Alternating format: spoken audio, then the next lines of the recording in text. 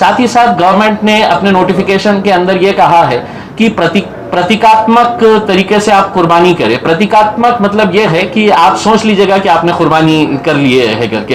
तो ऐसा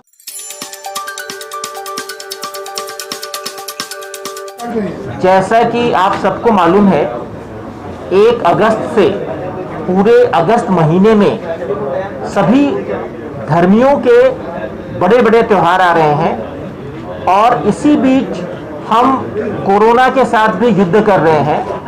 तो मुझे पूरी उम्मीद है कि औरंगाबाद के सभी नागरिक कोरोना के तहत प्रशासन जो भी आदेश देगा उस हिसाब से हम लोग काम करेंगे और कोशिश करेंगे कि कोरोना के साथ रहते हुए हम एक एहतियात के साथ अपने सारे महत्वपूर्ण पर्व कैसे मनाएं, इस उद्देश्य को पूरा करने की हम कोशिश करेंगे।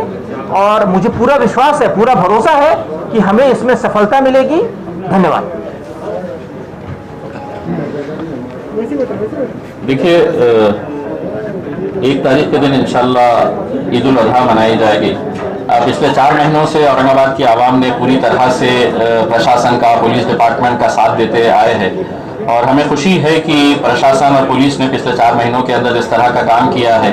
आज औरंगाबाद धीरे धीरे अपनी पटरी के ऊपर लौट रहा है। आने वाला महीना, जैसा सीपी साहब ने बताया है कि बहुत सारे त्यौहार हैं, उसमें एक सबसे पहले शुरुआत अगस्त महीने के अंदर होती है ईद उल अजहा से।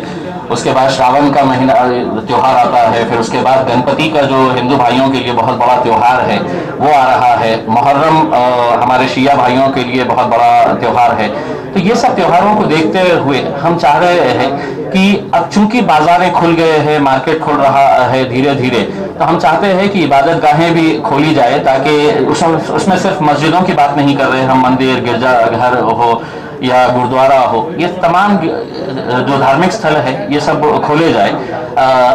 इस ईद के ताल्लुक से हमने एक मीटिंग लिए थे मौलाना लोगों के साथ, उलमाओं के साथ, और उस मीटिंग के अंदर ये तय हुआ था कि कुछ जो गाइडलाइंस सरकार की तरफ से आई है वो गाइडलाइंस के ऊपर चर्चा करने के लिए कि क्या सरकार के गाइडलाइंस ये दीनी एतबार से ये पॉसिबल है क्या फॉलो करना।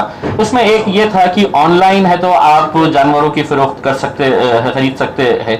तो ये है कि जो खरीदना चाहे वो खरीद सकते हैं, लेकिन छोटे मोटे किसान जो है जिनके पास छोटे 2-4 जानवर होते हैं, वो आते हैं मार्केट के अंदर, 2 पैसा कमाते हैं, तो वो हर एक के लिए मुमकिन नहीं है। जो खरीदना चाहे तो बिल्कुल वो खरीद सकते हैं ऑनलाइन, लेकिन जो नहीं खरीद सकते हैं उनके लिए अगर हम शहर के अंदर 6-8 जगह के ऊपर बड़े जो मैदान है वहां पर अगर हम बड़े मार्केट्स अगर एस्टेब्लिश कर दे, ताकि लोगों के अंदर एक हड़कंप ना रहे, लोगों के अंदर एक कंफ्यूजन ना रहे कि क्या होने वाला है करके, और इसको अभी से ही अगर कर देते हैं, अगले 2 दिन के अंदर हम इसको शुरू करवा देते हैं, तो ना सोशल डिस्टेंसिंग का प्रॉब्लम आएगा और ना कोई दूसरे इश्यूज आएंगे।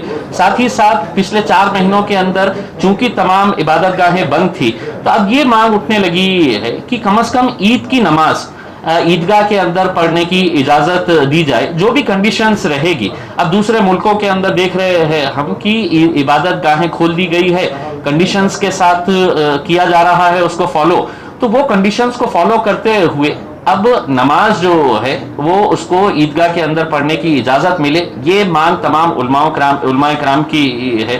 साथ ही साथ गवर्नमेंट ने अपने नोटिफिकेशन के अंदर ये कहा है कि प्रतीकात्मक तरीके से आप कुर्बानी करें। प्रतीकात्मक मतलब यह है कि आप सोच लीजिएगा कि आपने कुर्बानी कर लिए है करके।